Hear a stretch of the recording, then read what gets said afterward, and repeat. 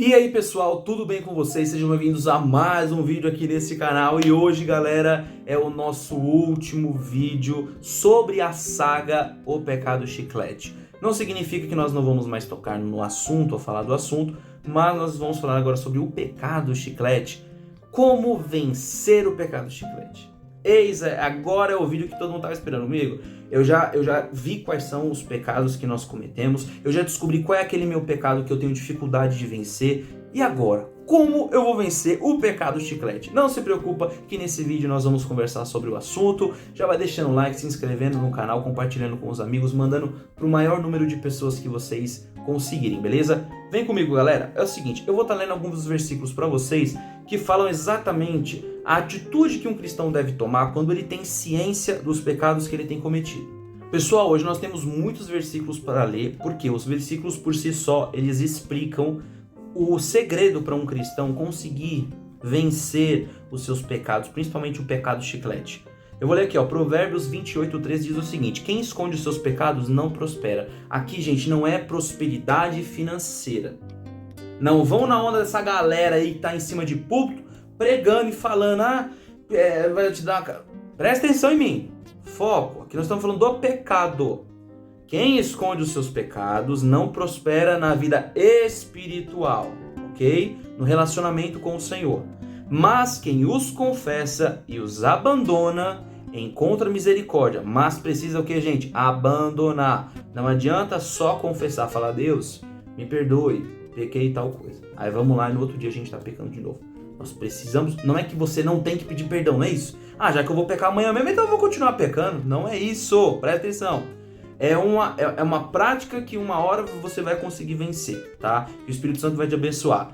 Pecou, se arrependa dos seus pecados, pede perdão ao Senhor e se esforça para não pecar.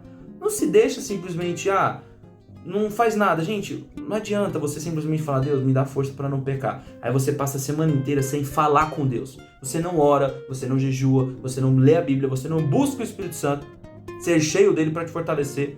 Você simplesmente quer que uma mágica aconteça, que você para de pecar. Isso não vai acontecer. Você precisa se aproximar. Quanto mais próximo você estiver de Deus, mais longe do pecado você vai estar. Mas tem que se aproximar dele. Não dá para simplesmente ficar ali amarrado e não fazendo nada. Precisa você ter um relacionamento com Deus para você vencer o pecado. Primeiro ponto.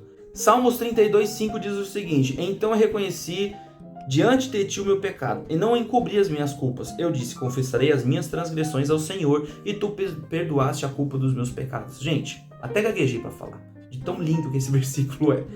Salmos, Davi, acredito que é Davi que está escrevendo esse salmo, que ele escreveu no caso, é muito claro, gente, ele reconhece diante do Senhor os pecados que ele tem cometido. Ele não encobriu, ele não tentou disfarçar, ele não tentou encontrar argumentos bíblicos para fortalecer o conceito de defender o pecado dele, coisa que eu já fiz. Eu já tentei discutir com um amigo meu que estava me explicando que um devido pecado que eu estava cometendo era errado, e eu não. Isso não é possível, eu tentando em todas as formas encontrar na Bíblia algo que desse base para o meu pecado. Não é, você tem que reconhecer. A Bíblia é muito clara sobre que o seu pecado é errado, reconheça que ele é errado. Não fique brigando com a Bíblia para tentar encontrar argumentos para fortalecer o seu pecado ou deixar a sua prática menos dolorosa no caso, né? João 16, do 8 ao 9, Jesus está dizendo o seguinte: quando ele vier, convencerá o mundo do pecado, da justiça e do juízo. Tá? Aqui na primeira parte do versículo, no caso no versículo 8, Jesus está falando o que nesse capítulo? O Espírito Santo está falando que quando ele subir ao céu, virá o Espírito Santo e descerá sobre as pessoas. E ele convencerá o mundo do pecado, da justiça e do juízo. Aquela consciência, aquela voz que você sempre escuta na sua mente falando, quando você peca, você sente. Quando você erra, você sente que você errou. Você fala, nossa, eu devo ter feito alguma coisa errada. E é nesse momento que você fala, o Espírito Santo está falando comigo. Ele está pesando na minha consciência que eu pequei, que eu fiz algo errado. Quando você faz algo bom, você não sente uma alegria, uma coisa boa dentro de você, mas quando você peca, você também sente algo pesado dentro de você. É o Espírito Santo, é ele que vai te dar força todos os dias para vencer o pecado chiclete. 1 João, capítulo 1, versículos do 8 ao 9 diz o seguinte: se afirmarmos que estamos sem pecado, a gente está se enganando e a verdade não está em nós. Se confessarmos os nossos pecados, Ele é fiel e justo para perdoar os nossos pecados e nos purificar de toda a injustiça. Gente, não existe pessoa sem pecado. A Bíblia é clara, todos pecaram. Todos pecaram. Enquanto nós estivermos nessa terra, pecar vai acontecer na nossa vida. Nós não podemos aceitar que ele seja um hábito. Nós não podemos aceitar que ele seja um costume. O Senhor Deus sabe que nós não vamos nascer sem pecado, porque a própria Bíblia diz que todos pecaram. O que Deus quer ver é nós nos esforçando todo dia para não errar com ele. Em Tiago capítulo 1, versículo 14 e 15 diz o seguinte: cada um, porém, é tentado pelo próprio mau desejo, sendo por este arrastado e seduzido. Então, esse desejo, tendo concebido, dá à luz o pecado, e o pecado, após ser consumado, gera a morte. A Bíblia é muito clara. Cada um é tentado pelo seu mau desejo, é exatamente o que eu falei nos vídeos anteriores. Existem pecados que te tentam mais do que outras pessoas, e os delas são diferentes dos seus, porque cada um é tentado pelo seu próprio mau desejo, sendo por este arrastado e seduzido. Ele vai te seduzindo, ele vai te chamando, ele vai te atraindo. Então esse desejo, quando você concebe, você pratica o pecado, ele dá luz ao pecado, ele nasce o pecado ali em você, quando você executa aquele desejo que veio na sua mente. Após ser consumado, ele gera morte. Isso aqui fala da questão espiritual, da morte espiritual, de estar se desligando de Deus, de estar se afastando da presença de Deus. É basicamente isso que ele está querendo dizer em Tiago. Lá em Gênesis, eu acredito que é o capítulo 3 ou o capítulo 4, tem um momento em que Caim e Abel dão uma oferta ao Senhor. Só que Deus ele se alegra com a de Abel, mas não com a de Caim. E Caim fica revoltado com Deus e fala: por que você aceitou a do meu irmão e não a minha? O que eu fiz? E aí Deus fala: Caim, por que você está agindo assim? Por que você está irado? Por que você está com esses pensamentos maus, com vontade de matar o seu irmão? Deixa eu falar uma coisa para você, Caim. O pecado e o mal estão à porta de todos, mas sobre ele você deve dominar. Deus fala: você está me assistindo. O pecado, o mal, ele bate na sua porta, ele vai bater todos os dias, até a gente ir pro céu. Quando a gente for pro céu, ele vai parar de encher o saco. Mas enquanto a gente estiver nessa terra, todos os dias, sem exceção, o mal e o pecado bateram na porta do seu coração, da sua consciência, tentando nascer, tentando vir a dar à luz algo que foi colocado na sua mente. Mas sobre eles você deve dominar. Você não deve deixar que pensamentos e desejos que venham na sua cabeça sejam executados e nem alimentados. Ao Senhor, veio um pensamento na minha cabeça, repreende em nome de Jesus e para de pensar nisso. É isso. Os pensamentos virão.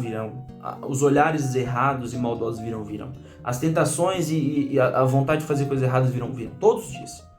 Mas não alimente essas vontades. Não fica ali pensando, não fica ali maquinando. Por exemplo, você homem, você olhou aquela mulher, você é casado, você olhou, você namora, enfim, você olhou aquela mulher, você falou: nossa, tô tentado, nossa, que mulher.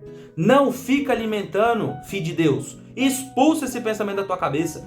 Não fica alimentando ali: nossa, aquela mulher. Ou você é mulher aí, que casado ou que namora: nossa, aquele homem, nossa, que homem. Para de ficar alimentando esse desejo, para de ficar alimentando o pecado, foge deles.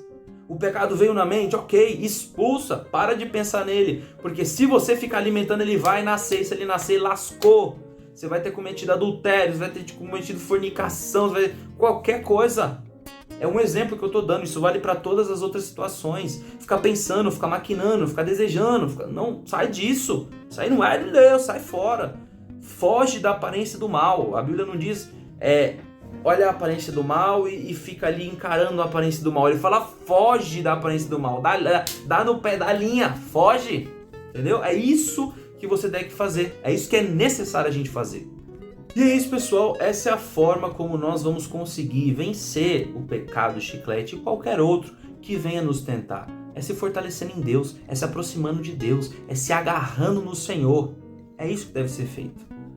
Peço que você se inscreva no canal, compartilhe o vídeo com seus amigos, familiares, mande para eles. É um vídeo que é bom para todos nós, é bom para mim. Eu já vi também, tive muito conselho de pessoas sobre o pecado que me ajudaram e me ajudam todos os dias. A luta vai seguir enquanto a gente estiver nessa terra, mas o importante é nós não pararmos de lutar, é não pararmos de guerrear contra e não ter medo de encarar a palavra de Deus. Nós temos que mergulhar nela e se ela nos confronta do nosso pecado, nós devemos assumir esse confronto e pedir perdão pelo Senhor pelo que nós temos feito, beleza? Se inscreve no canal, compartilha, deixa o like, ajuda bastante, comenta, dê sua opinião e também outros temas que sejam legais pra gente estar gravando, manda aqui também sugestões, beleza? Deus abençoe, galera, abraço.